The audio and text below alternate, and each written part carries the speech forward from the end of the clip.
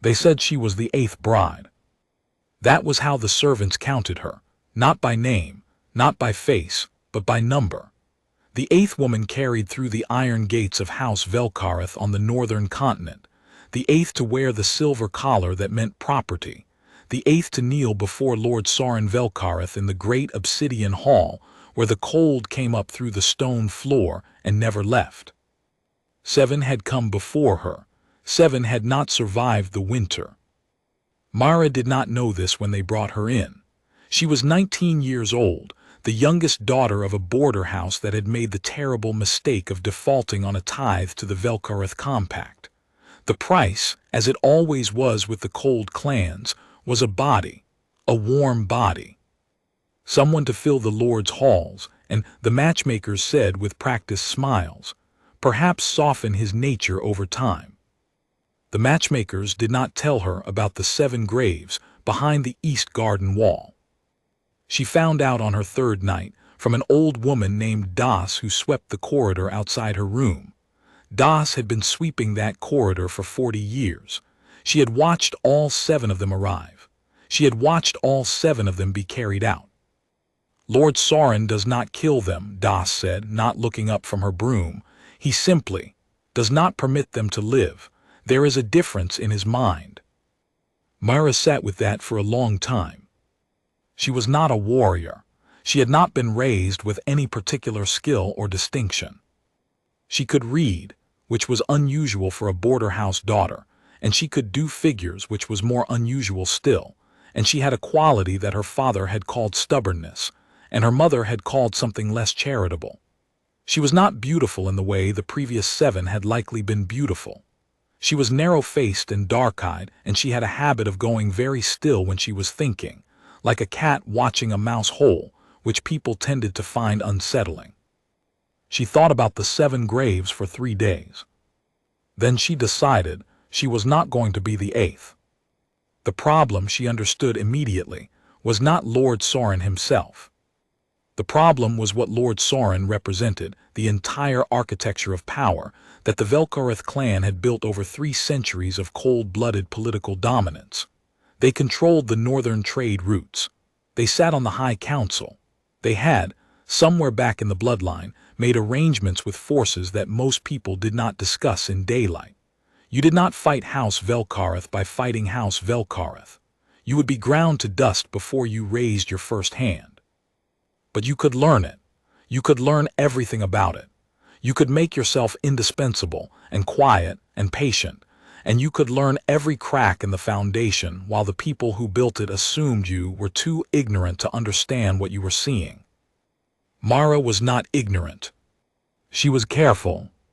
She started with the household accounts. The steward, a thin-lipped man named Cressel, had been managing Velkareth finances for 12 years and had grown comfortable with a certain level of creative interpretation in the ledger columns. Mara noticed this in the first week because she was bored, and the account books were the only reading material in the library that was not some tract on bloodline theory or cold clan genealogy. She did not say anything. She simply noted it, catalogued it, and filed it in the back of her mind behind a door she intended to open at exactly the right moment. She started with the servants next. Das, the corridor sweeper. Fenwick, the undercook who had a cough he'd been hiding for 2 years because 6 servants were dismissed. Aurel, the stable hand who had a daughter in the south he was saving to visit. Mara learned all of their names in the first month, and their children's names if they had children, and their worries and their small dreams. She did not do this as strategy, not exactly. She did it because they were people and she had grown up in a house where people were people regardless of their station, and they looked at her with something between wariness and cautious hope, because the previous 7 had not known their names either. Lord Sorin Velkareth himself was another matter. He was 34 years old. He was tall in the way of the Cold Clan nobility, not with the warmth of height but with the chill of it, the kind of tall that made rooms feel smaller, like a frost coming down from the mountains. He had pale gray eyes that moved across a room the way a general reads a battlefield, calculating distances, identifying threats, finding exits. His voice was low and even and almost never raised above conversation volume, which she had been told was the thing that frightened people most about him. She had been told that his younger brother Sale, who had died 3 years ago in a border dispute, had been worse, louder, crueler, more obvious about it, and that Soren had loved his brother with a ferocity that bordered on irrationality even while knowing exactly what Sale was. This she had also gotten from Das. Das was an encyclopedia. Mara treated her accordingly. The first time Lord Soren spoke to her directly was on the 11th day in the East Library, when she had been there since before dawn working through a particularly convoluted set of grain acquisition records. He appeared in the doorway without sound, the way he apparently always did, and looked at her the way you might look at an unexpected piece of furniture. "These rooms are not for your use," he said. "The steward did not tell me that," she said, and kept reading. A pause. She felt it but did not look up. "The steward should have." "The steward," she said, "recorded a 40-pound discrepancy in the autumn grain ledger that he appears to have attributed to weather spoilage. The weather that autumn, according to the notation here, was unusually dry." She turned a page. "I mention this only because you said the library was not for my use. I imagine you would prefer to know what I've found in it." Another pause, longer this time. "Continue," he said, and she wasn't certain whether he meant the reading or the speaking. She kept reading. He stayed in the doorway for nearly a quarter of an hour before she heard him walk away. She did not know then that this was the beginning of something. She thought it was only a tactical maneuver. She thought she was simply placing a stone on a board in a game she intended to play very carefully over a very long time. She had not yet understood that the board was larger than she knew, or that some of the pieces were not where she expected to find them. The household had been bleeding money for years, not through the steward's skimming alone, that was a small wound, but through mismanagement on a scale that only became visible when you looked at all the accounts simultaneously rather than in the isolated silos Kressel had carefully constructed to prevent exactly this kind of oversight. The Velkareth Compact was powerful in name and old in tradition, but it was mortgaged, quietly, to 3 different lending institutions with interests in the southern trades, and those institutions were beginning to ask questions that Kressel had been deflecting through a combination of creative accounting and strategic delay. Mara understood this by the end of the first month. She understood by the end of the second month that Lord Soren did not. She was not certain whether this was because he trusted Kressel completely or because he simply did not attend to household affairs with any granularity. She suspected the latter.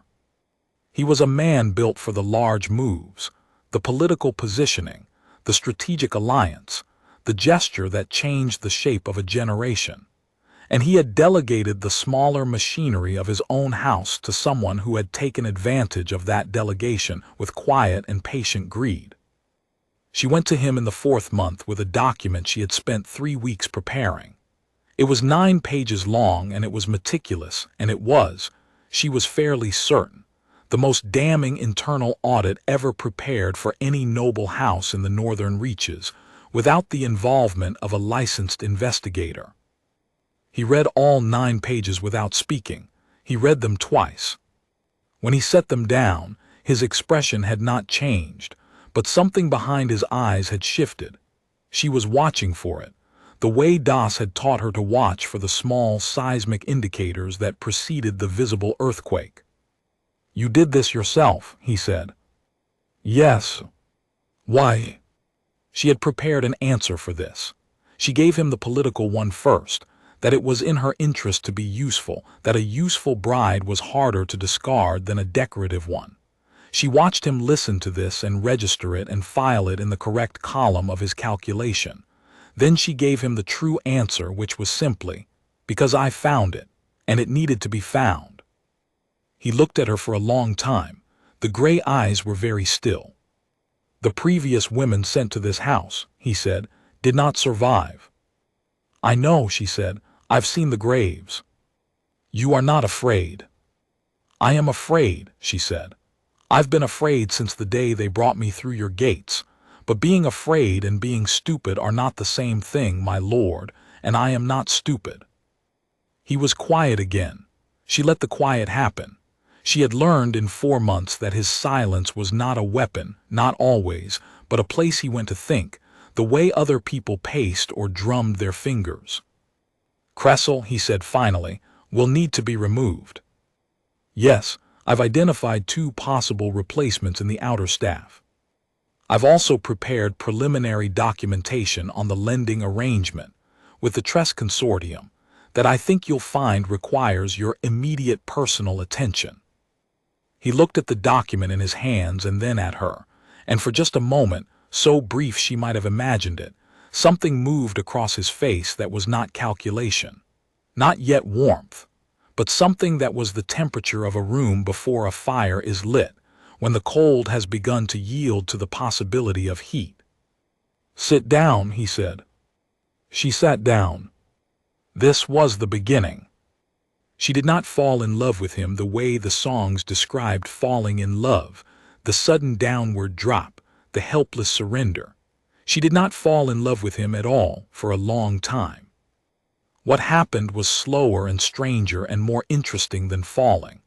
She came to understand him the way you come to understand a language you have been surrounded by for years, first the grammar, then the vocabulary, then one day, without warning, you think in it. He was not cold. That was the thing no one who had studied him from outside ever understood. He was disciplined, which was different. He had grown up in a house where emotion was a liability and had learned to manage it the way an engineer manages water, not by eliminating it but by containing it, directing it, letting it serve a function. He loved with the same intensity with which he strategized, which meant he loved obliquely and fiercely, and with a focus that was unnerving to be the object of if you did not know what it was. She figured out that he loved her somewhere around the 7th month, when he had a second desk installed in the East Library without comment. She had not asked for the desk. He had simply noticed that she was spending 15 hours a day at the wrong angle to the window and had done something about it. He had not told her he was doing it. He had not made a ceremony of it. She arrived one morning and there was a desk, correctly angled, with the kind of slanted writing surface that reduced strain on the wrist, which she had not mentioned but which he had apparently observed. She sat at the desk for a moment and then she went to find him and she said, "Thank you for the desk." He looked up from his correspondence. "You were going to ruin your wrist." "Yes," she said. "I could not afford to have you ruining your wrist. Your work is valuable to this house." "Yes," she said. There was a pause.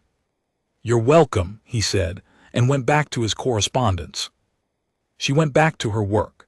She was smiling in a way she hoped was not visible from across the room, but she suspected it was, because she heard him very carefully not say anything else, which was the closest Soren Velkareth got to smiling back.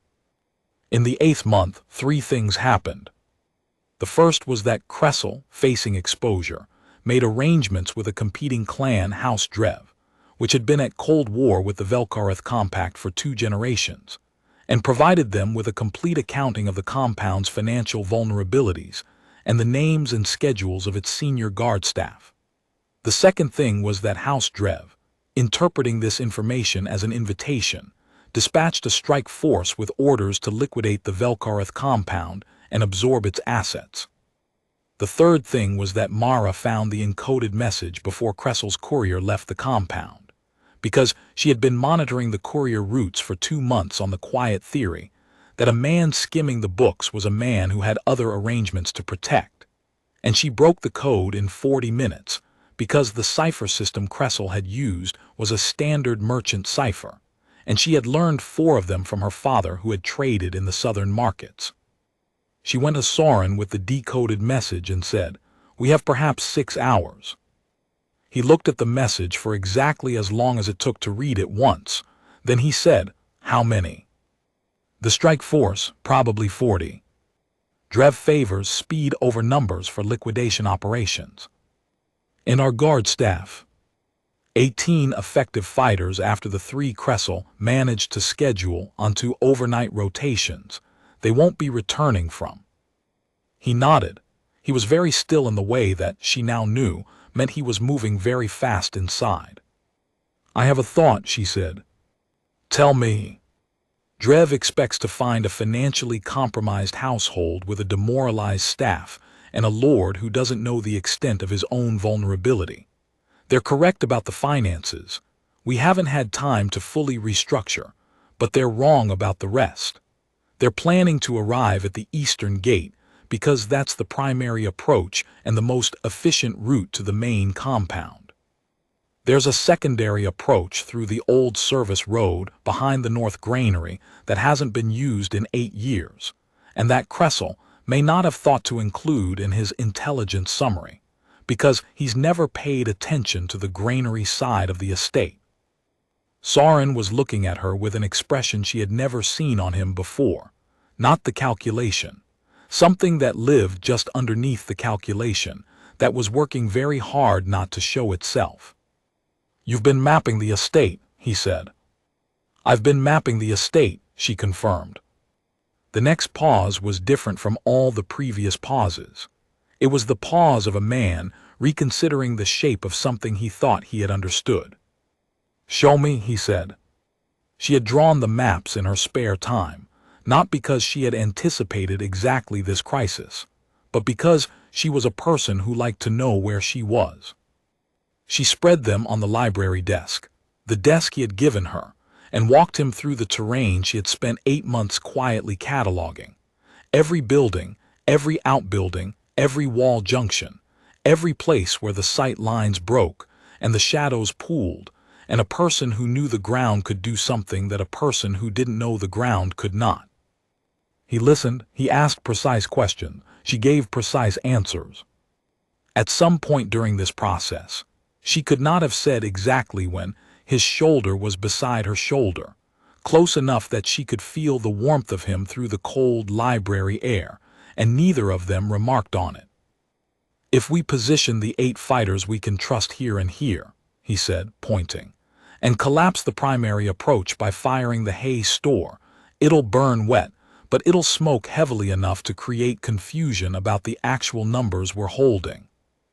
And if I take Fenwick and Aurel and the 2 younger kitchen staff through the North Granary Road with the trade wagon, she said, they'll read it as a supply movement and not a flanking approach, especially if we load the wagon to look heavy. He turned to look at her, close, the gray eyes very direct. Fenwick has a cough, he said. Aurel has a daughter in the south. She felt something shift inside her chest, a weight, or the lifting of a weight, she was not quite sure which. I know, she said. I'll keep them out of the direct engagement, but they know the North Road better than anyone, and Aurel can drive a team faster than any of your trained guard staff. I've watched him. And the kitchen workers.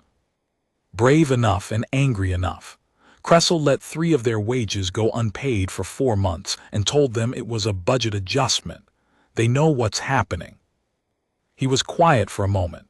Then, you've been building relationships in this household for 8 months. I've been meeting the people I live with, she said. It's what you do. He looked at her for a long moment with the gray eyes that had learned to include her in their calculations from the very first day, and she watched him arrive at something, not an emotion exactly, but the acknowledgement of one, which in Soren Velkareth was roughly equivalent. When this is finished, he said, I would like to have a conversation with you about the nature of our arrangement. Yes, she said, when it's finished. Go prepare the wagon. She went. The operation worked in the way that plans work when they are built on real information rather than assumption. Imperfectly, with adjustment, with moments of sheer blind panic that did not appear in any map, but required the people on the ground to improvise with whatever they had. The Drev strike force arrived at the eastern gate to find it defended by 8 soldiers, positioned with the precision of people who knew exactly where to stand for maximum visual impression. and behind them, a slow-spreading curtain of heavy gray smoke from the hay store that made it genuinely impossible to determine how many people were standing in it. While the Drev commander hesitated at the gate, hesitation was the correct response. It was what any trained officer would do, but it cost them 12 minutes.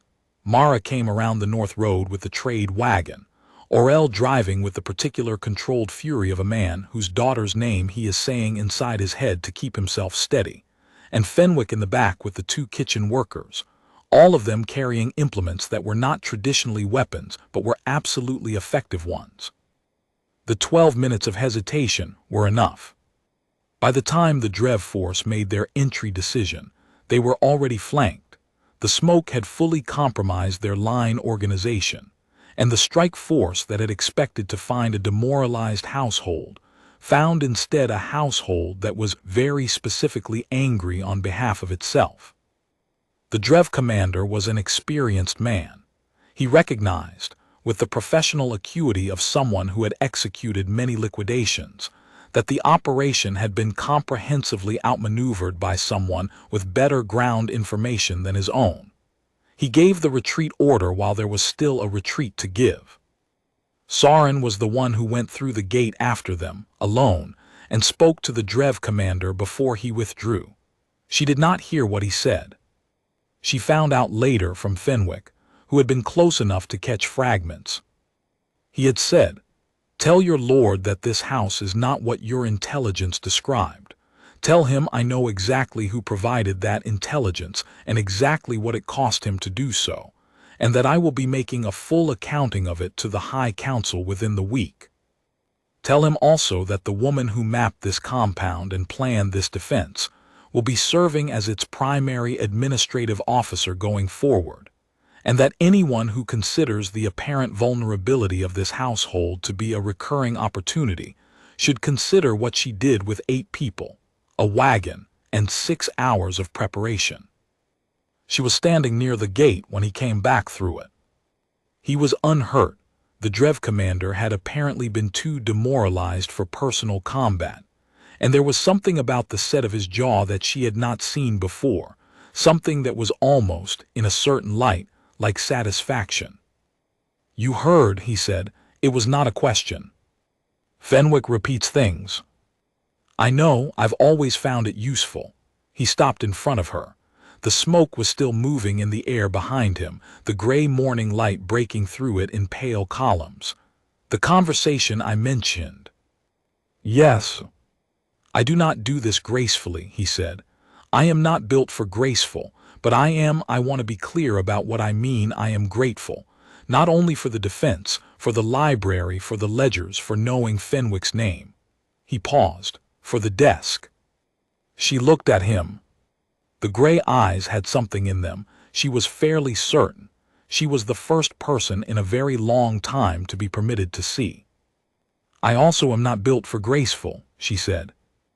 "No," he said, and she heard in that single syllable not dismissal but recognition, the sound of a man who has found the thing he did not know he was searching for.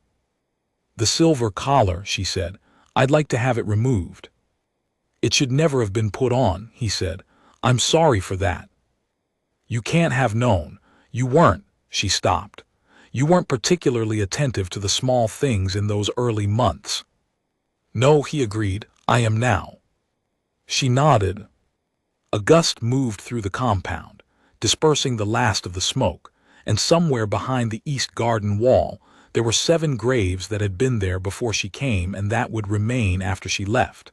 And she thought about the women who had been in those graves, thought about them with a grief she had been carrying since her 3rd night, and made herself a small private promise to learn their names, all 7 of them, and to plant something living over each one. "Come inside," she said. "You need to write to the High Council. I'll draft the filing framework if you want." "I want," he said. They went inside. What followed was not a fairy story. It was not a sudden transformation, not a beast made beauty by the power of love. Sauron Velkareth remained who he was, careful, controlled, built for the long strategic view and ill-suited for small demonstrations. He did not learn in the weeks that followed to bring her flowers or speak in metaphors. What he learned, what he had perhaps been learning from the moment she had kept reading while he stood in the doorway, was to be present in the way that actually mattered, to notice, to attend. He read the names of the 7 women. She told him about them one evening in the library: Yana, Petri, Karis, Lena, Suli, Dav, Morath. And he said each name once quietly, with something in his face that was not performance. She planted blue autumn gentians over the graves because they were cold, hardy, and stubborn and bloomed after frost. And he had the gardener, a man named Wick, whom she had also learned about from Das, to tend them without being asked. The High Council proceedings were another kind of battle.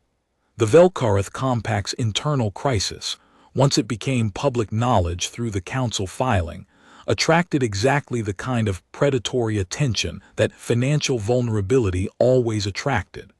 3 separate factions moved to challenge the compact's charter. Kressel, when he understood the extent of the exposure he had created for himself, fled south, which was a mistake because the southern roads were in Aurel's knowledge map, and Aurel had a very long memory about unpaid wages. Mara handled the council filings. She had never done it before. She learned. She learned fast in the way that she had always learned fast, by reading everything available and then identifying the gap between what the documentation said and what was actually happening and placing her attention precisely at that gap.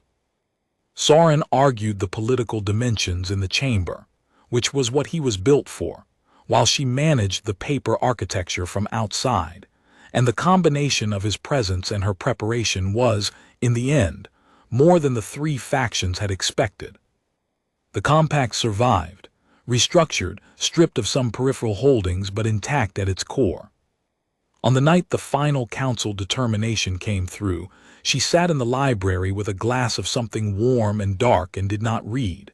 She simply sat, which was unusual for her.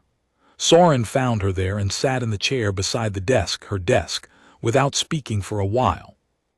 "We should discuss," he said eventually, "the question of what happens next. I've been thinking about it. And..." She looked at the fire. "I came here as a transaction, a body in payment for a debt. I've spent 8 months making myself something other than a transaction. I would like to continue." "Yes," he said, "I would also like that.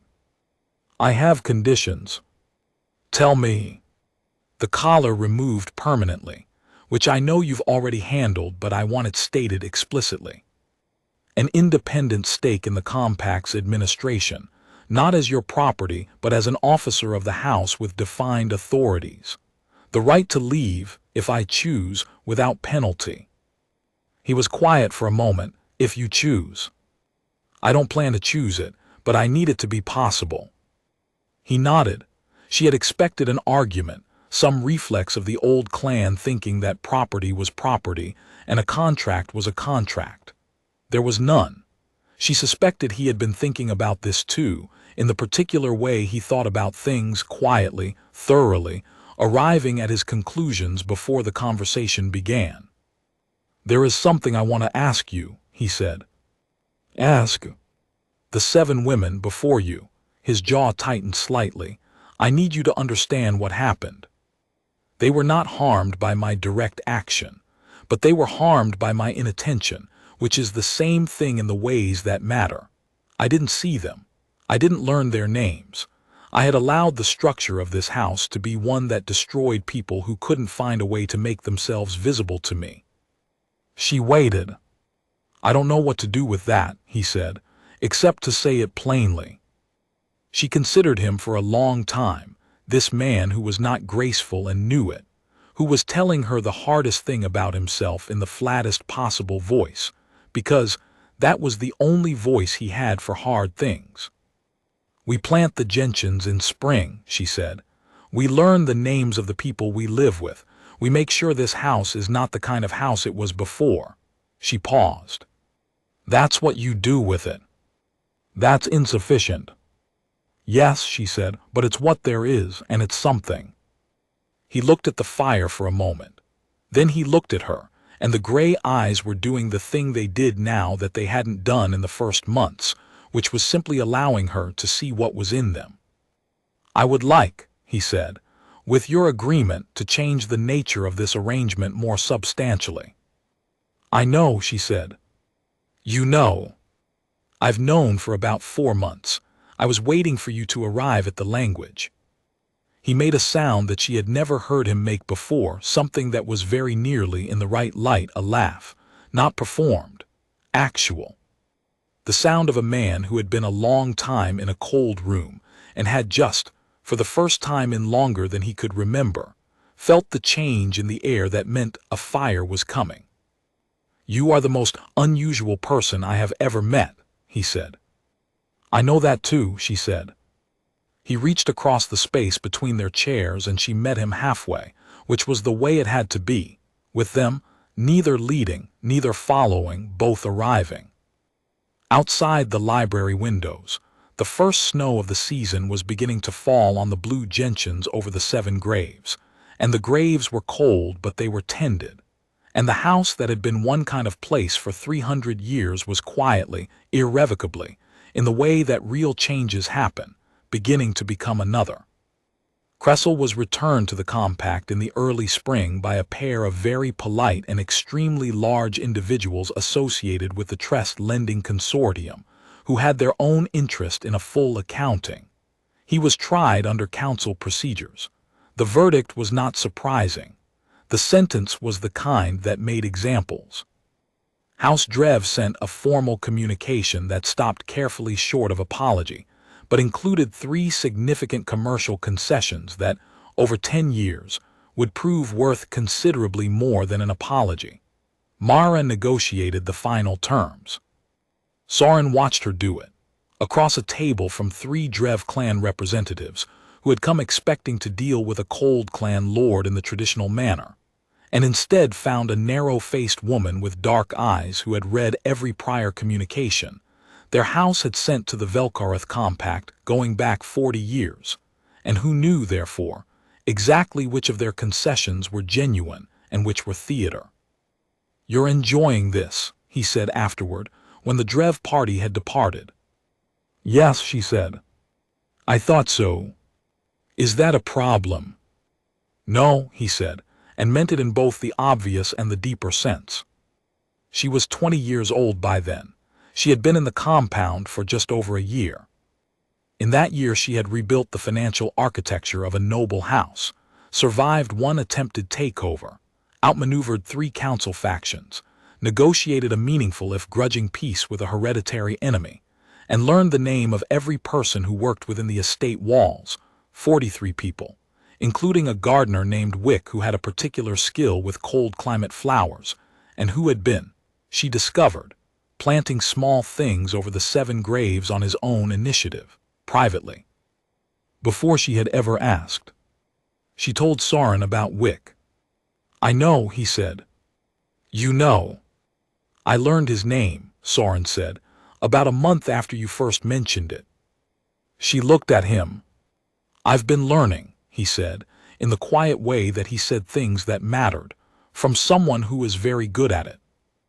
Revenge, she had come to understand, was not what she had thought it was when Das told her about the 7 graves on her 3rd night, and she had sat with the information and decided she would not be the 8th.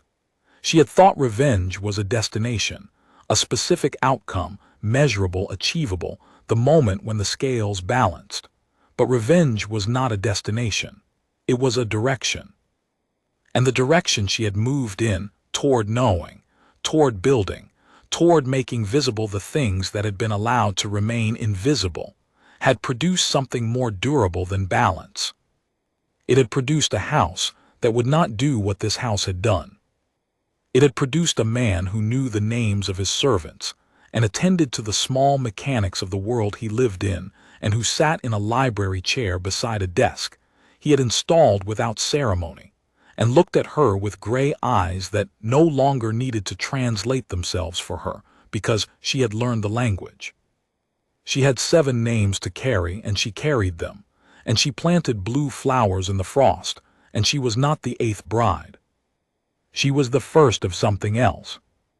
In the years that followed, visitors to the Velkarth compound remarked on a quality of the place that they found difficult to describe. It was not warmer exactly. The north was always cold, the stone floors still pulled the heat out of a room, but there was something that had changed in the architecture of the house itself, something in the way its rooms related to each other, the way the people in it moved. As if someone had identified every place where cold came up through the floor and had done something about it, systematically, one at a time, until the cold was still there, but it was no longer the thing that defined the space. There was also, along the east garden wall, a row of blue gentians that bloomed every spring after the frost, which was a thing that people found beautiful without knowing, in most cases, why they were planted there. Das, who was still sweeping the corridor outside the eastern rooms when she was 74 years old, and who had watched this house for more decades than most of the people in it had been alive, described the change to a young undercook one winter evening with the economy of someone who had been watching a long time and had earned the right to say the thing directly. She came in as the eighth, Das said, and she decided not to be. The undercook asked what that meant. Das shrugged and kept sweeping. It means what it says. There's people who arrive at a place and get shaped by it, and there's people who arrive and shape it. Isn't complicated. She paused. But it's rare. Outside, the first snow of another winter was beginning to fall. The gentians had been cut back for the season, protected under a thin layer of straw, alive in the cold, waiting for spring. Somewhere in the north, in other houses, other women were being carried through other iron gates and learning what kind of place they had arrived in. Mara Velkarth, she had taken the name, not as property but as a statement, the way you plant a flag, was writing correspondence in the East Library at the correctly angled desk, and beside her a man with gray eyes was reading the final terms of a trade agreement that would take 2 years to come to fruition, and that she had been architecting since autumn, and neither of them spoke for a while because they had learned, over years of shared silence, that the quiet between them was not empty. It was the warmth that stays in a room after the fire has been burning long enough. It stays even when the fire goes down. It takes a long time to leave. And in a house built for cold, that warmth, stubborn, persistent, earned in the particular way that only stubborn people can earn things, was the most radical thing that had ever happened within its walls. She had arrived afraid. She had stayed curious. She had made herself indispensable, and then, in the particular logic of people who begin with strategy and arrive somewhere else entirely, she had made herself home. The eighth bride, who was not the eighth anything, who was the first of herself, in a place that had to become worthy of her in order to keep her, who had planted blue flowers in the frost and counted names and watched the cold house learn, one room at a time, how to hold some warmth, who had not fallen, who had simply arrived and looked around and decided what kind of place this was going to be, and made it so.